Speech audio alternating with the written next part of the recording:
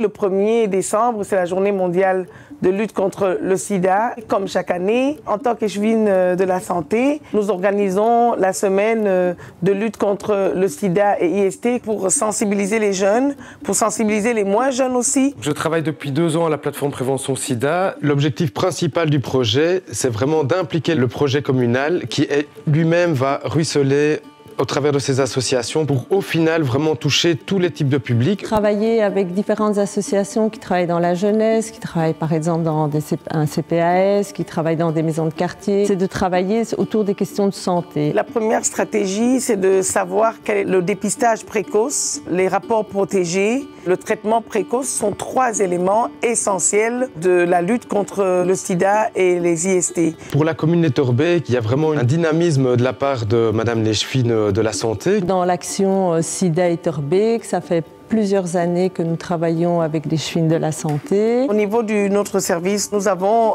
permis que puisse se regrouper un réseau local des acteurs autour du thème Sida et IST. Ces professionnels-là proposent toute une série d'actions avec le réseau IRIS, la polyclinique Astrédoté. Ces personnes aussi vont aller de leur côté dans les écoles avec le collectif Contraception. Ils vont de ce côté-là sensibiliser sur place lors des consultations.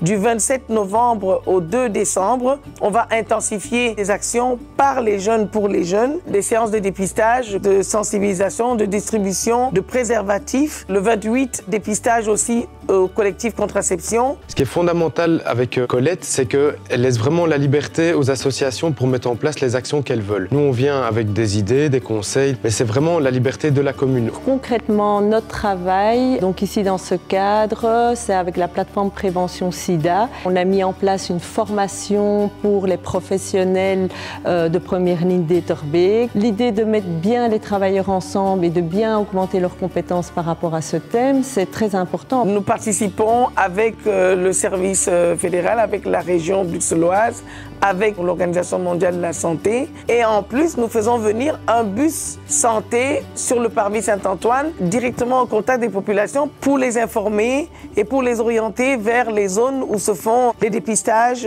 Alors ce qui reste très important, et surtout à l'occasion de la journée mondiale de lutte contre le sida, c'est de mettre en avant le fait que les personnes séropositives en Belgique continuent à subir des discriminations. Donc je pense que ça, il y a aussi de la part de Madame l'échevine vraiment une volonté de faire reculer les discriminations dont les personnes vivant avec le VIH font encore l'objet dans leur vie quotidienne et de maintenir vraiment la lutte contre le VIH, sida et les IST toujours à l'ordre du jour. Le sida, c'est une maladie qui isole. Nous avons une politique de lutte contre l'exclusion. Je trouve qu'il est important d'accompagner les personnes qui sont séropositives. L'idée, c'est vraiment que de plus en plus dans l'avenir, les problématiques de santé soient aussi connues par des intervenants de différents secteurs pour qu'eux-mêmes puissent mieux informer leur public. Je pense que ce qui est intéressant, c'est ensemble qu'on peut mieux lutter pour la prévention et donc la santé. Ensemble pour la santé.